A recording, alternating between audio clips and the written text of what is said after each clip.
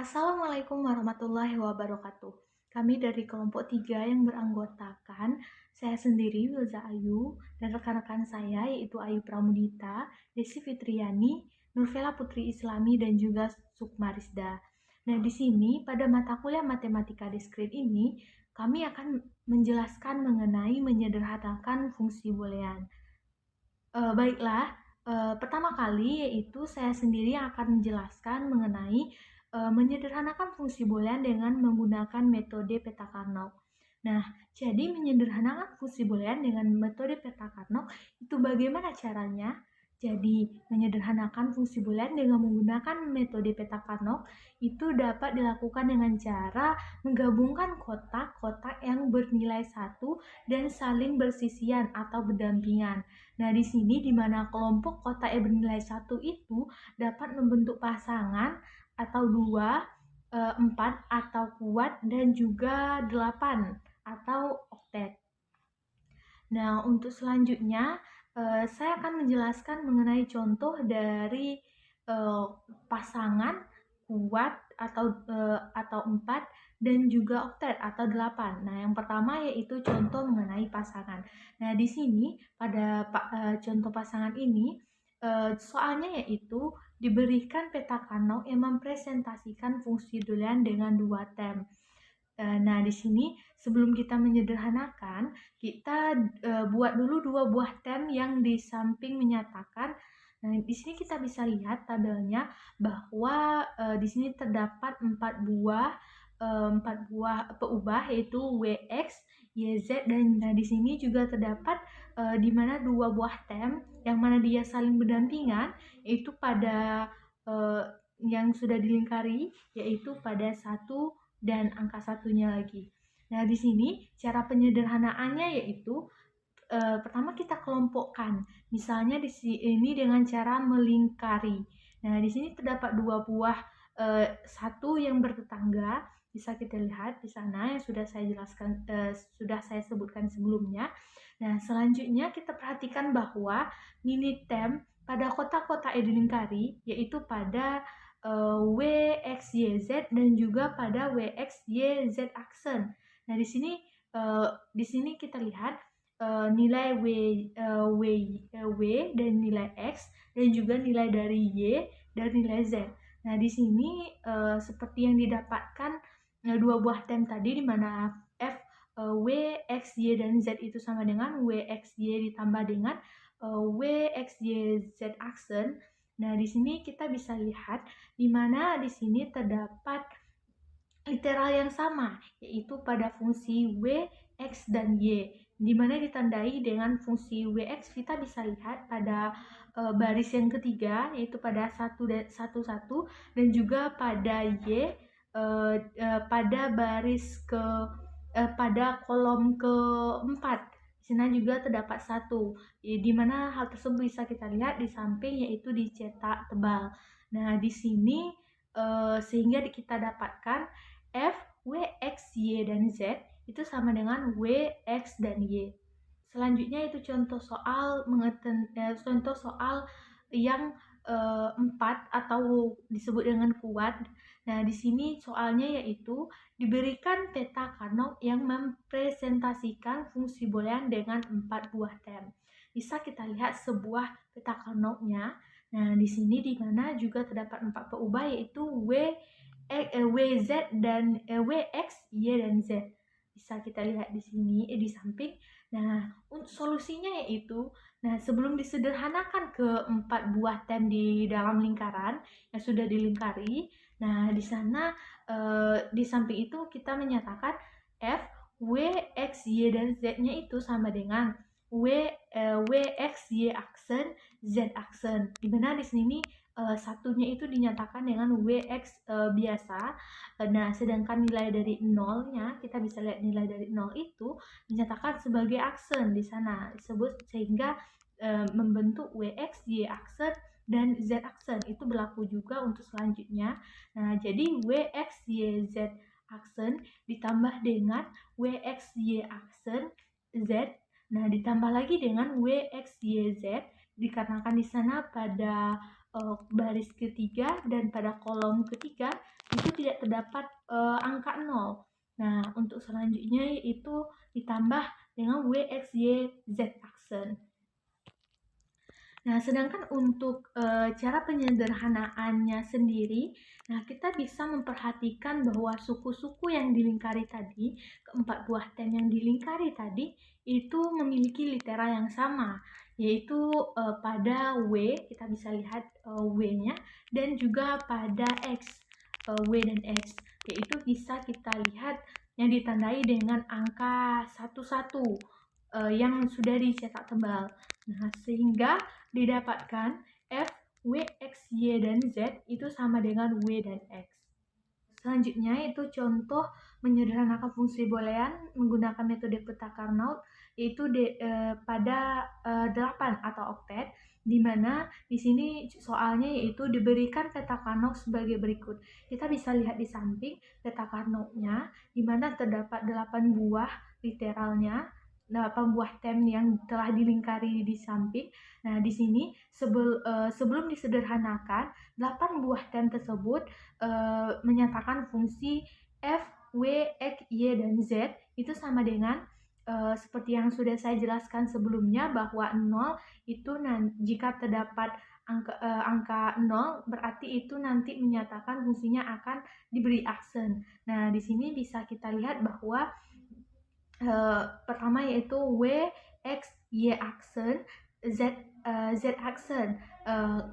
Bisa kita lihat pada kolom yang baris yang ketiga dan kolom yang pertama, di mana di sana terdapat angka 1 pada A1 1 pada WX dan pada 00 pada YZ.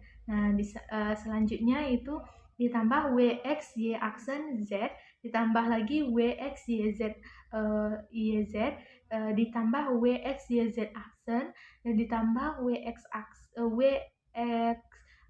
Y aksen, Z aksen, lalu ditambah dengan WX aksen, Y aksen Z, ditambah lagi dengan WX aksen YZ, ditambah WX aksen YZ aksen. Cara penyederhanaannya itu kita perhatikan bahwa suku-suku pada kotak yang dilingkari tadi pada memiliki litera yang sama, yaitu pada W. Kita bisa perhatikan pada peta Carnot di samping. Nah, di sini sehingga W, X, Y, Z itu sama dengan W.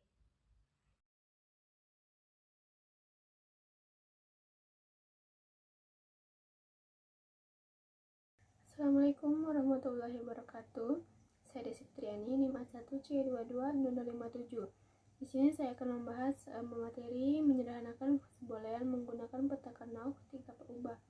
Nah, yang pertama untuk fungsi boolean dengan 3 perubahan misalkan X, Y, dan Z, jumlah kotak dalam peta Carnot meningkat menjadi 2/3 atau sama dengan 8 kotak. Nah, selanjutnya baris pada peta Carnot untuk pengubah X dan kolom untuk pengubah YZ. Baris pertama diidentifikasi nilai 0 menyatakan X aksen, sedangkan baris kedua dinyatakan dengan 1 menyatakan X. Selanjutnya, kolom pertama diidentifikasi nilai 00 menyatakan X aksen di aksen. Kolom kedua diidentifikasi nilai 01 menyatakan X aksen Y. Kolom ketiga diidentifikasi nilai 11 menyatakan XY, dan sedangkan kolom keempat diidentifikasikan nilai 10 menyatakan XY aksen sesuai dengan penjelasan yang saya jelaskan sebelumnya. Nah, kemudian saya di sini memberikan gambaran grafik peta Carnot dengan 3 perubahan. Kemudian akan saya berikan contoh soal sebagai berikut. Misalkan kita mempunyai fungsi sebagai berikut. Nah, penyelesaiannya yaitu yang pertama kita akan buat tabelnya. Oke, 2/3 berarti ada 8 kotak ya. Nah, kemudian ini kita bagi untuk wilayah YZ dan ini untuk wilayah X. Nah, kemudian kita buat di sini ya 00, 01, 11 dan 10. Urutannya tidak boleh terbalik. Nah, ada 00 berarti Y aksen Z aksen, 01 Y aksen Z, 11 YZ, dan 10 Y Z aksen. Kemudian untuk wilayah X ada 0 dan 1. Nah, di sini 0 berarti X aksen dan 1 X.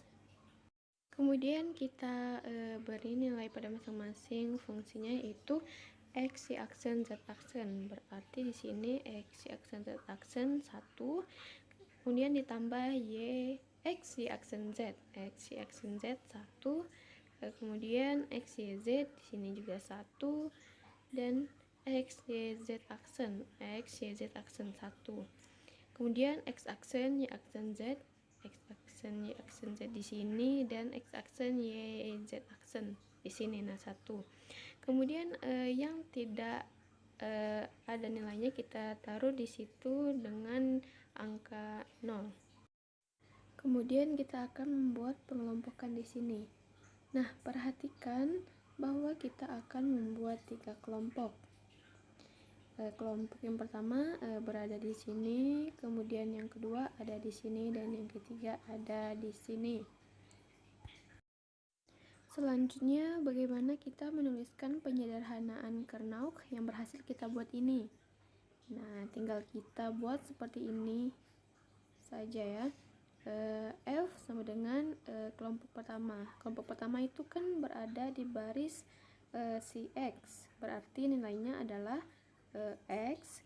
Kemudian kita tambahkan kelompok kedua, di sini berada di kolom Y aksen Z, dan kelompok ketiga berada di kolom YZ aksen. Nah, inilah rangkaian penyederhanaan atau hasil penyederhanaan yang kita dapatkan. Nah, selanjutnya saya akan menjelaskan peta Carnot dengan 4 pengubah.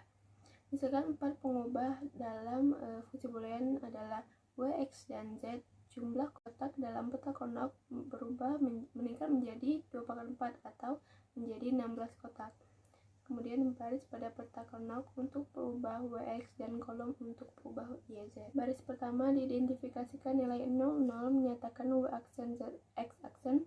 Baris kedua dengan 01 menyatakan W aksen X. Baris ketiga dengan 11 menyatakan WX. Baris keempat menyatakan 10 menyatakan WX aksen. Kolom pertama diidentifikasi nilai 00 menyatakan Y aksen Z aksen. Kolom kedua diidentifikasi nilai 01 menyatakan Y aksen Z. Kolom ketiga diidentifikasi nilai 11 menyatakan YZ. Sedangkan kolom keempat diidentifikasi nilai 10 menyatakan YZ aksen. Nah, kemudian saya akan menampilkan gambaran peta Carnot dengan 4 perubahan sebagai berikut. Nah, dapat dilihat dari gambaran tersebut. Selanjutnya saya akan memberikan contoh soal mengenai menyederhanakan peta Carnot dengan 4 perubahan. Kita ketahui bersama pada peta Carnot ini, nah ini ya, terdapat 2 term, itu 1 dan 1 ini. Nah, ini disebut dengan pengelompokan pasangan yang bertetangga atau beririsan.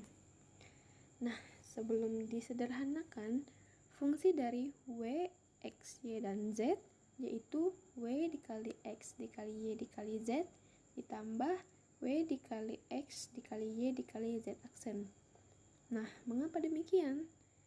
Fungsi tersebut kita dapatkan dari peta Carnot yang di atas, yaitu pada term pertama itu, yang ini terletak pada kolom 11 wilayah YZ dan baris 11 di wilayah WX. 11 ini berarti W dan X, kemudian yang 11 ini yaitu Y dan Z. Nah, selanjutnya term kedua itu terdapat pada kolom 10 wilayah YZ dan 11 di wilayah baris WX. 11 ini adalah W dan X, dan 10 ini adalah Y dan Z aksen. Nah, sehingga didapatlah ini. Untuk menyederhanakan, kita perhatikan literal dari nomor 11 tadi. Kemudian kita cari literal yang sama. Cara mencari literal yang sama pada dua term ini terletak pada baris yang sama, yaitu 11. Kemudian kita tulis WX. Dan pada kolom terdapat pada 11 dan 10. Maka dapat kita ketahui bahwasanya literal yang sama adalah Y, yaitu 1 di sini dan 1 di sini. Maka dapatlah hasil penyederhanaannya, yaitu F W X Y Z sama dengan W dikali X dikali Y. Nah, penyederhanaan fungsi boolean dengan menggunakan metode peta Kernock di sini kita boleh nih menggunakan cara overlapping. Cara overlapping bagaimana maksudnya? Cara overlapping di sini maksudnya kita boleh mengelompokkan nilai satu dengan saling beririsan. Kita perhatikan contoh berikut ini. Kalian perhatikan bahwasanya gambar di sini memperlihatkan pengelompokan satu dengan cara saling beririsan. Kita perhatikan bahwasanya pengelompokan satu di sini menghasilkan sebuah oktet yang saling beririsan dengan sebuah pasangan dan juga sebuah kuat.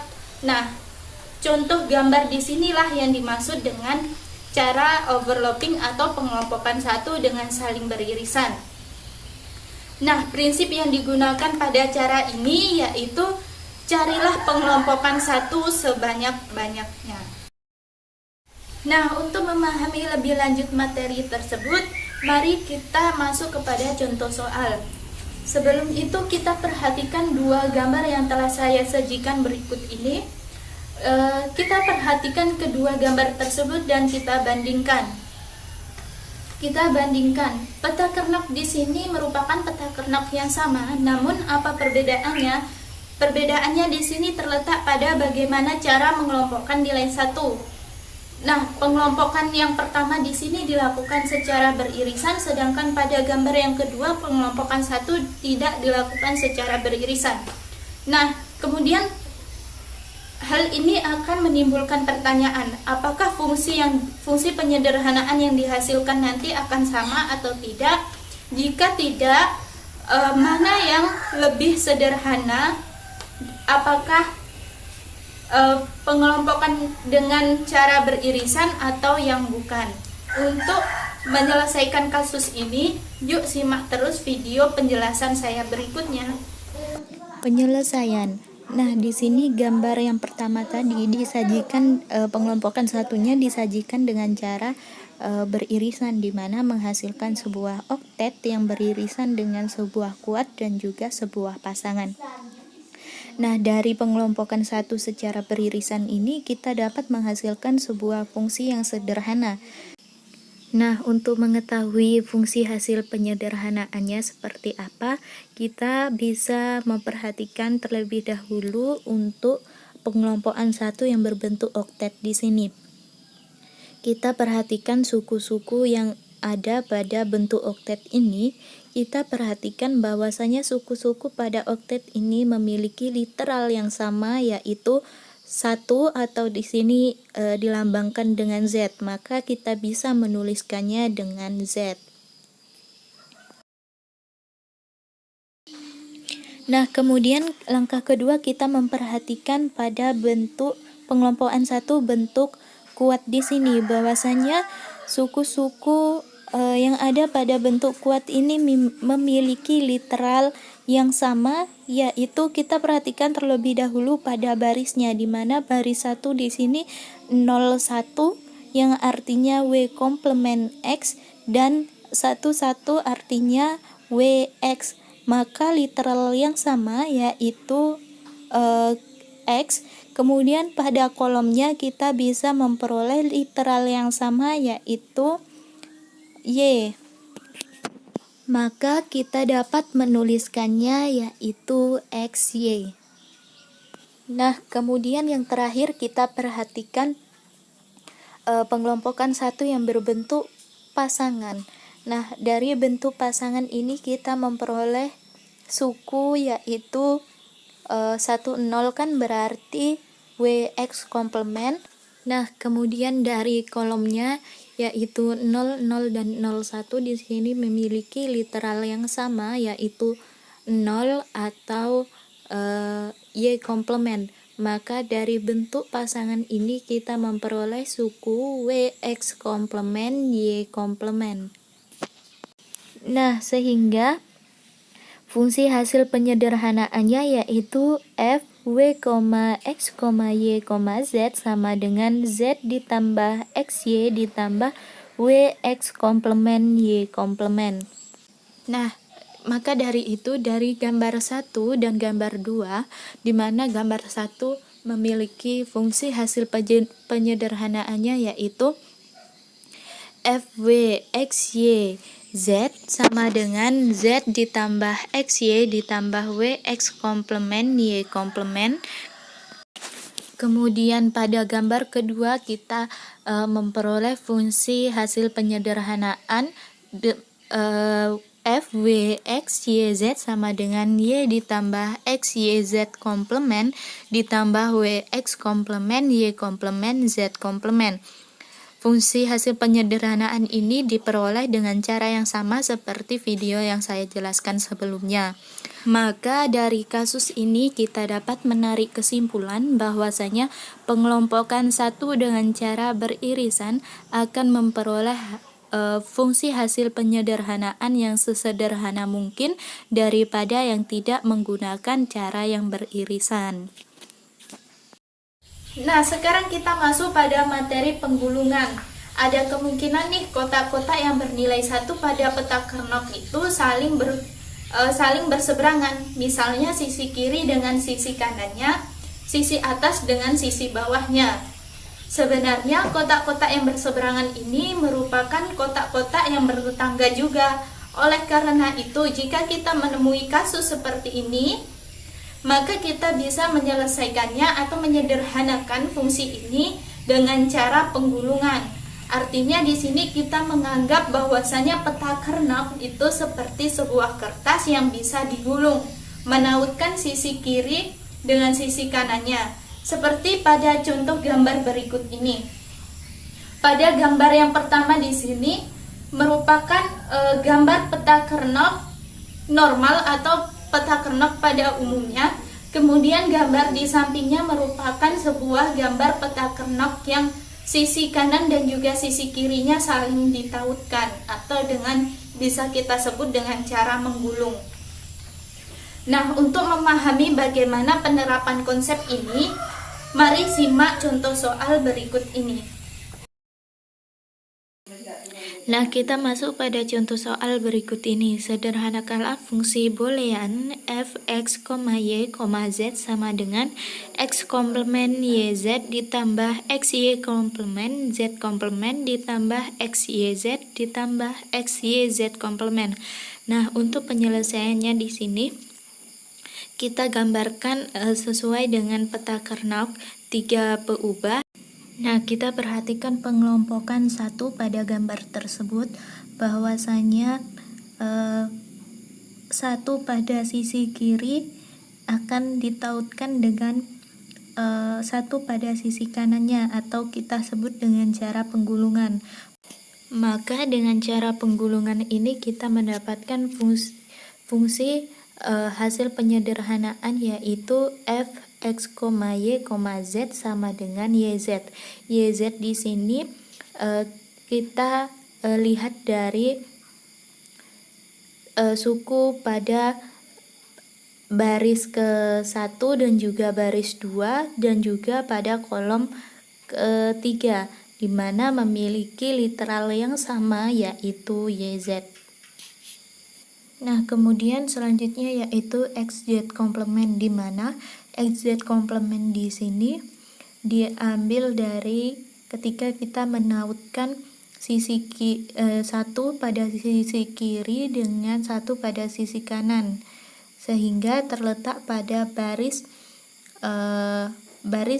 x yang nilainya 1 di sini. Kemudian dengan kolom 0, 0 dan juga 1, 0 di mana 1 pada sisi kiri tadi kan sudah ditautkan dengan 1 pada sisi kanan sehingga dari kolom 00 dan 10 kita peroleh literal yang sama, yaitu Z komplement, sehingga fungsi hasil penyederhanaannya dengan pengulangan yaitu fx, y, z sama dengan yz ditambah xz komplement. Nah, jika kita menyelesaikannya dengan cara tanpa penggulungan, maka satu pada sisi kiri ini tidak saling ditautkan dengan sisi kanan sehingga membentuk sebuah minterm yang terpisah, sehingga fungsi hasil penyederhanaannya nanti yaitu fx, y, z sama dengan yz ditambah xy komplement z komplement ditambah xyz komplement. Nah, yz di sini didapatkan dari pengelompokan satu-satu yang berpasangan yang terletak pada baris X komplement dan X, kemudian terletak pada kolom yang sama sehingga menghasilkan literal yang sama yaitu YZ. Kemudian untuk XY komplement Z komplement di sini didapatkan dari satu pada sisi kiri di sini karena terletak pada baris X dan kolom Y komplement Z komplement. Kemudian untuk X, Y, Z komplement didapatkan dari satu pada sisi kanan yang terletak pada baris X dan juga kolom 10 atau YZ komplement. Sehingga fungsi yang lebih sederhana kita dapatkan dari fungsi yang kita selesaikan dengan cara penggulungan. Bella, kamu tahu nggak apa itu kelompok berlebih? Tahu dong, jika pengelompokan satu tidak kita lakukan dengan hati-hati, maka ada kemungkinan kita membuat kelompok satu yang tidak perlu, sehingga menghasilkan fungsi boolean dengan term yang tidak perlu. Nah, itulah yang disebut dengan kelompok berlebih. Nah, contohnya yaitu, coba sederhanakan fungsi boolean yang bersesuaian dengan peta Karnaugh tersebut. Fungsi hasil penyederhanaan adalah f w x y z sama dengan xy aksen z ditambah w x z ditambah w y z. Nah, hasil ini masih belum sederhana. Kita dapat menyederhanakannya lagi. Nah, perhatikan bahwa kelompok yang ketiga, lingkaran horizontal, merupakan kelompok yang berlebihan. Karena kelompok tersebut meningkatkan jumlah suku atau term. Nah, kelompok ketiga ini memuat dua buah satu yang sebenarnya sudah masuk ke dalam kelompok lain. Kelompok berlebihan dapat dihilangkan dari peta Karnaugh menjadi seperti ini. Nah, maka fungsi boolean hasil penyederhanaan adalah f w x y z sama dengan xy aksen z ditambah wyz. Nah, ternyata lebih sederhana dibandingkan dengan jawaban pertama yang didapatkan tadi karena mengandung jumlah literal dan operasi biner lebih sedikit. Hai Vela. Ayu, halo Ayu, ada apa nih? Vela, kamu ingat nggak pelajaran kita mengenai penyederhanaan fungsi boolean dengan peta Karnaugh? Oh iya, ingat. Kenapa yuk? Ternyata hasil penyederhanaan dengan peta Karnaugh tidak selalu unik loh. Hah? Tidak selalu unik? Maksudnya gimana? Nih, aku jelasin pakai contoh ya. Coba deh kamu lihat ketiga peta Karnaugh ini. Walaupun jumlah literal dan jumlah termnya sama, tetapi fungsi minimasinya berbeda. Misalnya yang pengelompokan pertama, fungsi minimasinya yaitu f w x y z sama dengan w aksen x aksen y ditambah w aksen x y aksen z ditambah w y aksen z aksen tambah w x y tambah w x aksen z. Sedangkan pengelompokan kedua, fungsi minimasinya f w x y z sama dengan w aksen x aksen y tambah W aksen X, Y aksen Z, tambah WY aksen Z aksen, tambah WXY, tambah WX aksen Z. Sedangkan yang ketiga, fungsi minimasinya yaitu FWXYZ sama dengan W aksen X aksen Y ditambah W aksen X, Y aksen Z, tambah WXZ aksen, tambah WXY, tambah X aksen YZ. Nah, udah kelihatan kan fungsi minimasinya beda, walaupun jumlah literal dan jumlah termnya sama. Gimana, Vel? Udah paham nggak? Loh, Vel? Ya, malah hilang. Enak. Baik teman-teman, di sini tadi kita telah membahas bagaimana menyederhanakan fungsi boolean dengan menggunakan metode peta Karnaugh. Namun, menurut dari penjelasan teman saya tadi, kita menyederhanakan fungsi boolean dengan metode Karnaugh, di mana suatu fungsi tersebut memiliki 2 atau 3 ataupun 4 peubah, maka kita bisa menggunakan metode Karnaugh. Namun dalam konteks ini, bagaimana jika suatu fungsi itu memiliki lebih dari 4 peubah, misalnya memiliki 6 peubah, 7 peubah, ataupun seterusnya. Nah, untuk mengantisipasinya agar tidak ribet atau riweh dengan menggunakan metode peta Karnaugh tadi, kita bisa menggunakan sebagai alternatifnya adalah menggunakan metode yaitu metode Quine-McCluskey. Nah, dengan menggunakan metode Quine-McCluskey ini, kita bisa menyederhanakan fungsi boolean dengan fungsi 6 peubah, 7 peubah, ataupun 8 peubah, dan sampai seterusnya. Di dalam metode Quine-McCluskey ini terdapat langkah-langkah yang bisa kita gunakan sebagai acuan dalam menyederhanakan fungsi boolean itu. Ada apa saja itu langkah-langkah tersebut? Yang pertama, langkah pertama itu adalah kita bisa menyatakan tiap minterm dalam n peubah itu menjadi string bit yang panjangnya n, yang dalam hal ini peubah komplement dinyatakan dengan angka 0, sedangkan peubah yang bukan komplement maka kita akan menyatakannya dengan 1. Langkah kedua itu ada kita bisa mengkelompokkan tiap minterm berdasarkan jumlah satunya yang dimilikinya. Jadi misalkan dalam satu minterm itu memiliki 1 peubah, maka kita bisa mengkelompokkan minterm yang lain menjadi 1 peubah, memiliki 1 angkanya. Selanjutnya kita akan mengelompokkan minterm yang memiliki angka satunya sebanyak 2 biji, maka kita akan mengkelompokkan minterm tersebut. Selanjutnya ada langkah ketiga, yaitu kita bisa mengkombinasikan minterm dalam n peubah dengan kelompok lain yang jumlah satunya itu berbeda 1, sehingga diperoleh bentuk prima atau prim implicate yang terdiri dari n 1 peubah. Minterm yang sudah kita kombinasikan tadi, maka kita akan memberi tandanya sebagai tanda centangnya. Selanjutnya langkah keempat itu adalah kita mengkombinasikan minterm dalam n1 peubah dengan kelompok lain yang mana jumlah satunya berbeda 1, sehingga diperoleh bentuk prima yang terdiri dari n2 peubah. Langkah yang kelima ada kita bisa meneruskan langkah keempat tersebut sampai kita memperoleh bentuk prima yang sederhana mungkin.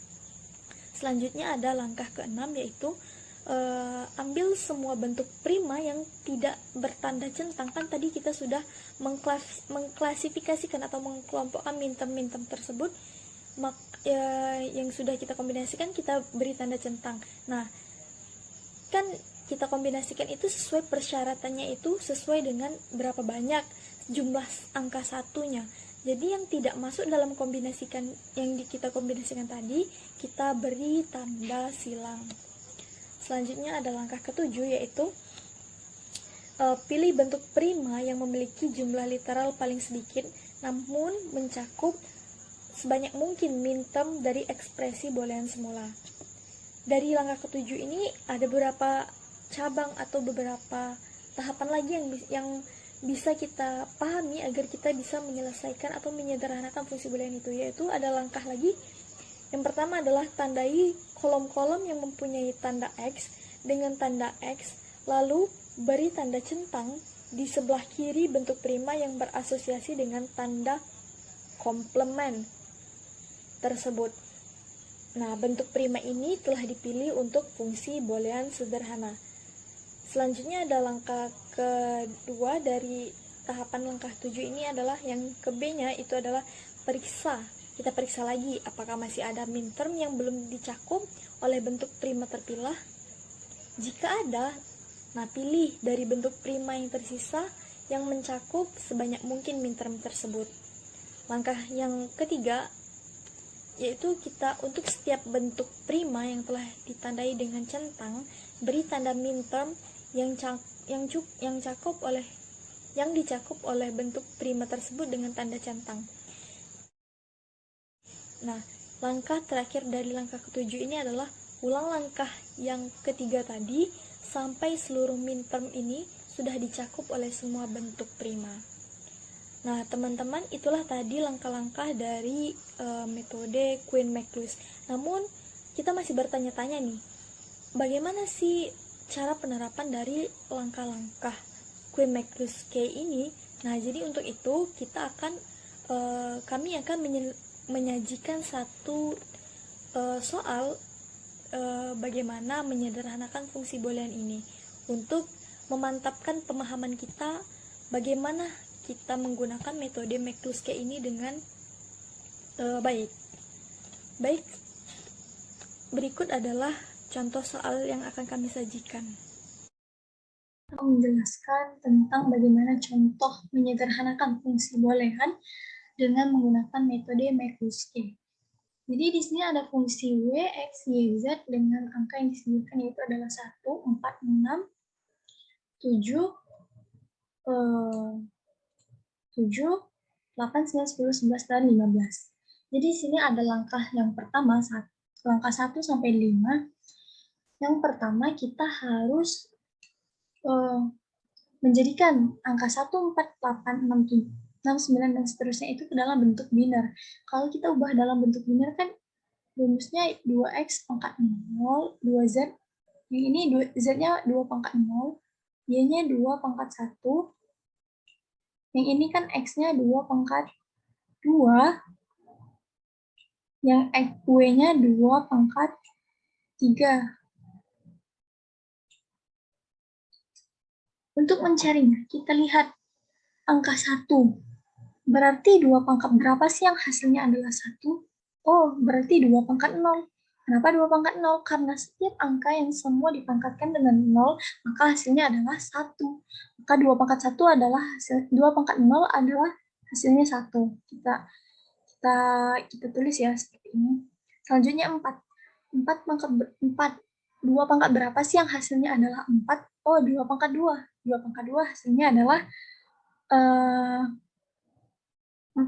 Berarti kita tulis 1 di sini. Kenapa cuma 0 dengan 1? Karena dalam biner itu hanya terdiri dari angka 0 dengan angka 1. Jadi yang 2 pangkat 2 itu adalah hasilnya 4, kita tuliskan 1, sedangkan di semua termnya itu kita tulis dengan 0. Hanya di sini kita tulis 0, 0, 0. Dan seterusnya. Selanjutnya sudah kita ubah ke dalam bentuk biner. Nah, di sini kita kelompokkan berdasarkan berapa jumlah angka satunya. Misalnya di sini kelompok 1 kita kelompokkan adalah term yang mempunyai angka 1 sebanyak 1. Berarti itu adalah 1, 4, 8.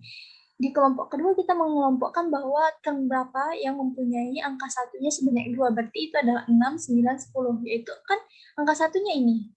2 semua. Dan seterusnya kita kelompokkan berdasarkan berapa jumlah angka satunya. 7 dengan 11 itu angka satunya adalah 3. Karena angka 7 ini bisa dari 7 ini bisa dari 2 pangkat 2 itu kan 4. 2 pangkat 1 itu 2. 2 tambah 4 hasilnya 6 kan? 2 pangkat 0 hasilnya 1. Jadi kalau dijumlahkan baru hasilnya adalah 7. Maka di sini kita membutuhkan ketiga term ini untuk menghasilkan angka 1. Maka kita tulis 1, 1, 1. Sini adalah 0. Dan seterusnya. Selanjutnya kita kombinasikan kelompok ini dengan ini, kelompok ini dengan ini, terus kelompok ini dengan ini. Berarti kelompok 1 dengan yang ini, yang ini dengan yang ini, yang ini dengan yang ini. Kita coba kelompokkan ya. 1 dengan 6. Dalam kita mengkombinasikannya, itu ada syaratnya. Syaratnya yaitu tidak boleh ada perbedaannya lebih dari 1. Sebagai pemahamannya, saya contohkan. 1. 1 kan binarnya 0. 0. 0. 1. Angka 6. Itu binarnya 0. Masih sama ya. Ini 0, ini 0. Terus binarnya lagi 1. 1, baru 1 perbedaan. Selanjutnya, oh 1, berarti lebih dari 1 kan perbedaannya. Berarti ini tidak bisa kita pakai. Selanjutnya, 1 kan kita kelompokkan 1 dengan 9.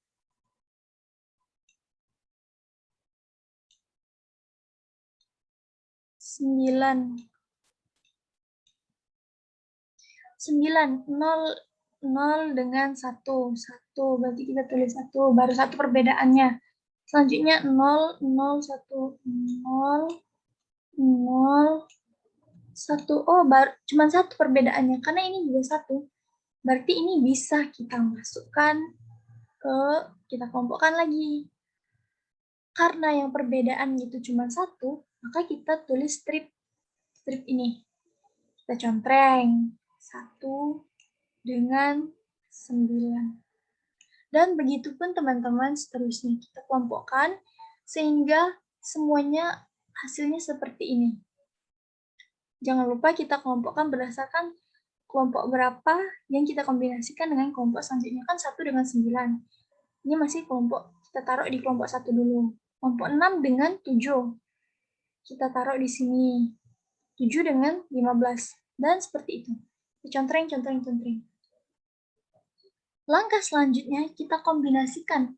Sama seperti tadi, term yang di atas dengan term di kelompok selanjutnya. Kita coba 1 dengan 9. 1 kan dengan 9 itu termnya 0, strip 1, 0, 0, 1. Dengan 6 dengan 7.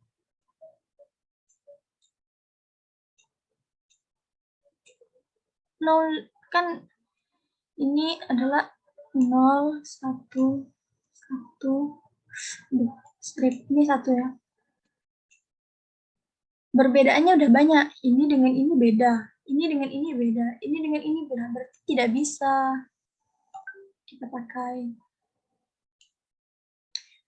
Dan semuanya kita kok kombinasikan. Pokoknya semuanya yang hasilnya bisa tidak lebih perbedaannya dari 1. Hasilnya ini, 8 dengan 9, 8, 9, 10, dan 11. Kita kelompokkan 8 dengan 9, 8 dengan 9, yang ini berarti ya, dengan 10 dengan 11. 1 dengan 1, sama. 0 dengan 0, sama. 0 dengan 1, oh, 1 perbedaannya. Strip dengan strip, sama. Berarti ini bisa kita kelompokkan lagi menjadi lebih, kita persempit lagi. Maka kita contreng, 8 dengan 9, 10 dengan 11, itu terpakai. Selanjutnya 8 dengan 10, dengan 9, dengan 11. 1 dengan 1, sama. 0 dengan 0, sama. Strip dengan strip, sama. Strip dengan 1. Oh, berbeda. Berarti Karena perbedaannya tidak lebih dari 1, maka bisa kita persempit lagi, kita kombinasikan menjadi seperti ini. Karena 0 dengan 1, 0 dengan stripnya itu berarti yang berbeda kan, yang cuma 1, kita tulis strip juga. Tapi strip di atas itu ngikut dari yang strip di atas. Oke, langkah 1 sampai 5 kita sudah selesai. Kita masuk ke langkah selanjutnya.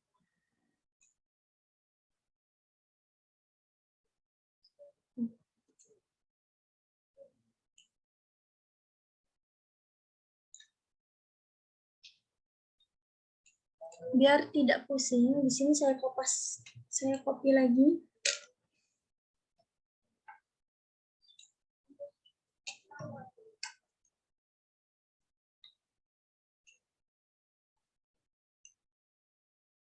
Nih. Dari sini kita akan tulis bentuk ke dalam seperti dalam apa ini namanya, kotak-kotak seperti inilah. Oke, kita bentuk ke dalam seperti ini. Kita jabarkan min termnya 1, 4 sampai 15. Kita tulis bentuk primanya 1 dengan 9 kan ini. 1 dengan 9, 4 dengan 6, 4 dengan 6. Selanjutnya 4 dengan 6. 8 dengan 9 tidak kita pakai karena di sini sudah mencakup yang di sini tadi. Jadi kita abaikan 8 dengan 9, 10 dengan itu. Selanjutnya berarti 6 dengan 7, 6 dengan 7 kita tulis di sini. 9 dengan 11 juga sudah tercakup dalam sini ya. Jadi tidak kita tulis. Selanjutnya 7 dengan 15, 7 dengan 15, 11 dengan 15. Sedangkan 8 dengan 9, 10 dengan 11 itu kita tulis yang ini tadi. Nah, karena hasil ininya sama, 1 kan 1, 0, strip-strip. Dan juga min termnya, angka-angka di dalamnya itu juga sama. 8 dengan 8, di sini ada 8 juga, 9 di sini juga ada 9, 10 juga ada 10, 11 juga ada 11. Jadi kita pilih salah satu yang mana kita sukai, kita pakai. Boleh, terserah. Pilih yang atas atau yang bawah. Saya mau ambil yang atas nih. Saya tulis 8, 9, 10, 11. Lalu, tahap selanjutnya bagaimana? Tahap ke-6 dengan ke-7. Kita tulis nih. Kan 1 dengan 9 ini ya, binernya. Strip 001. 1 dengan 9. 1, 9. Kita coret. 4 dengan 6. 4 dengan 6. 6 dengan 7. 6 dengan 7. Terus 7 dengan 15. 7. 15. Terus 11 dengan 15. 11. 15. 8, 9, 10. Seperti itulah ya. Kita tulis silang di kotak-kotak sejajar dengan ini. Langkah selanjutnya kita pilih min term mana yang mempunyai angka simbol silangnya itu sebanyak 1 saja. Ini ada 1, 1, 4, 8,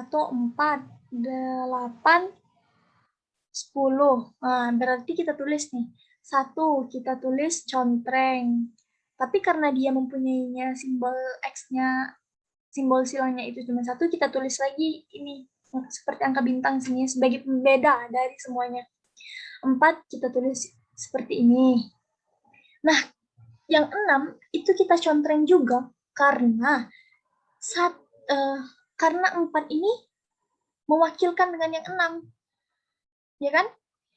Kan 4,6, 4 dengan 6.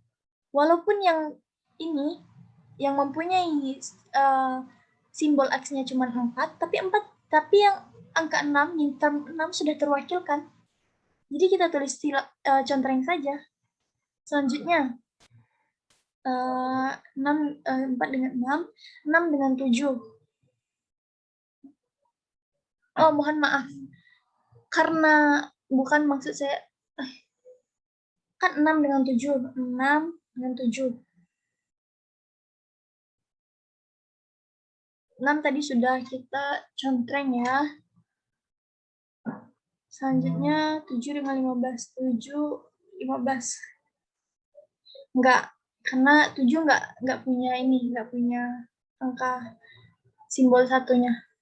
11 dengan 15. 11 dengan 15 juga enggak. Terus 8, 9, 10, 11. 8, kan ini 8 mempunyai simbol X-nya cuma satu kan? Jadi kita tulis contreng. Pembedanya seperti ini. Terus 9. Nah, yang 10 juga kita contreng. Kita kasih seperti angka bintang seperti ini. Lalu kenapa 9 dengan 11 dicontreng? Kasusnya sama seperti dengan bintang 6. Karena dia sudah terwakilkan dengan 8 dengan 10. Iya kan? Walaupun dia punya angka simbol X-nya 2, tapi dia sudah terwakilkan. Nih, di dalam bintang ini kan dia sudah terwakilkan dengan yang angka 8, maka dia cuma dicontreng saja seperti ini. Nah, yang belum kita contreng itu adalah 7 dengan 15, ya kan? Yang belum kita contreng. Perlu diketahui, teman-teman, untuk mencari pada tahap ini, minterm yang belum tercukupi dalam bentuk primanya itu 7 dengan 15. Bentuk prima yang tersisa atau yang tidak terpilih kan itu 6, 7. Oh, maksudnya adalah untuk mencari fungsi itu, kita menjumlahkan essential prime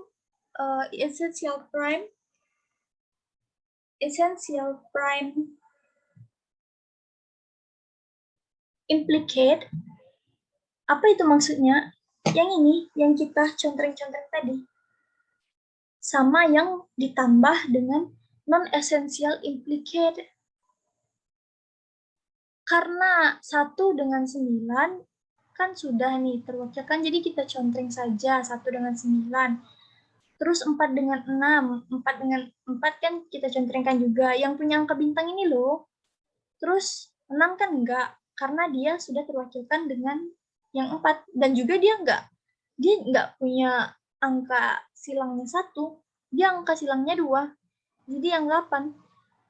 Nah, dari sini semua ini kan sudah terpenuhi nih. Bentuk primanya 1 dengan 9, 4 dengan 6, 8, 9, 10, dan 11.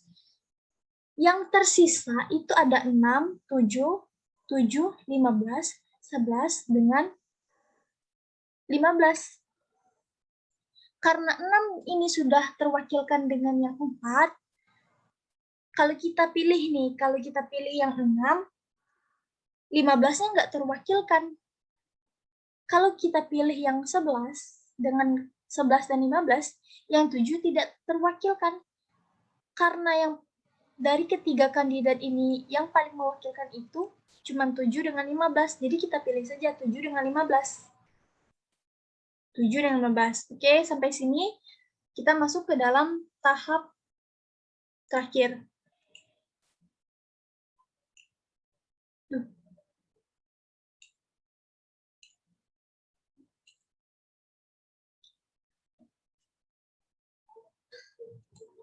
Di tahap ini semua kan sudah kita contreng, karena kita memilih 7 dengan 15, jadi kita contreng 7-nya ini, 15 contreng. Jadi karena 7, 15 kita pilih, kita contreng juga di sini, sebagai bentuk non-essential prime implicate. Karena ini saya kopas lagi ya.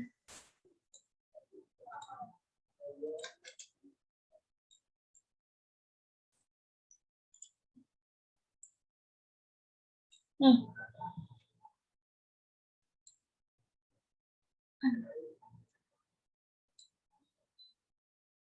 Sekarang semua minterm kan sudah terpenuhi bentuk primanya.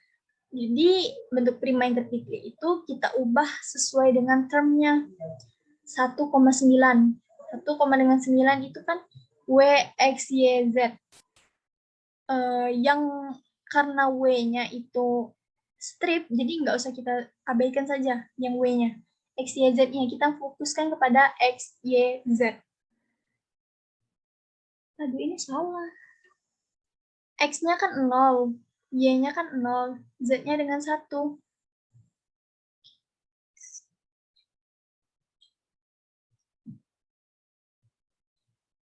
Ini maksudnya ini nggak pakai komplement. Yang punya angka 1 itu kita tulis biasa. Tapi kalau yang punya angka 0 itu kita tulis X pakai komplement.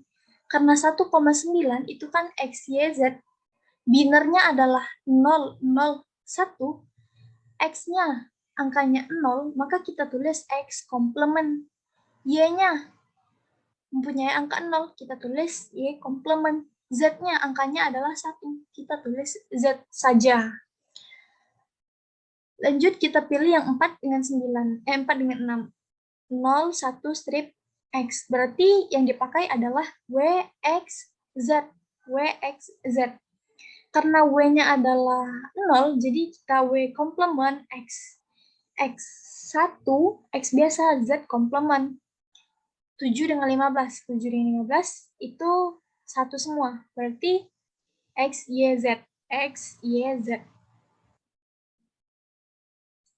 X, Y, Z. Terus 8, 9, 10, 11. Kan Y, Z-nya itu strip semua kan? Jadi kita pakai saja W dengan X. W-nya angkanya 1, berarti kita tulis W saja. X-nya adalah angkanya 0, berarti kita tulis X komplement. Dan dengan demikian, fungsi boolean hasil penyederhanaan ini kita dapatlah fungsi W, X, Y, Z itu adalah gabungan dari semua ini. Aduh, ini salah. Nah, X komplement, Y komplement, Z ditambah W komplement, X komplement, W, X, Y, Z. Ini kurang. Z komplement ditambah X, Y, Z ditambah W, X. Nah, itulah tadi teman-teman penerangan contoh dari saya di kelompok 3 apabila terdapat kesalahan dalam pengucapan ataupun penulisan, kami mohon maaf. Terima kasih atas perhatiannya. Kami ucapkan wassalamualaikum warahmatullahi wabarakatuh.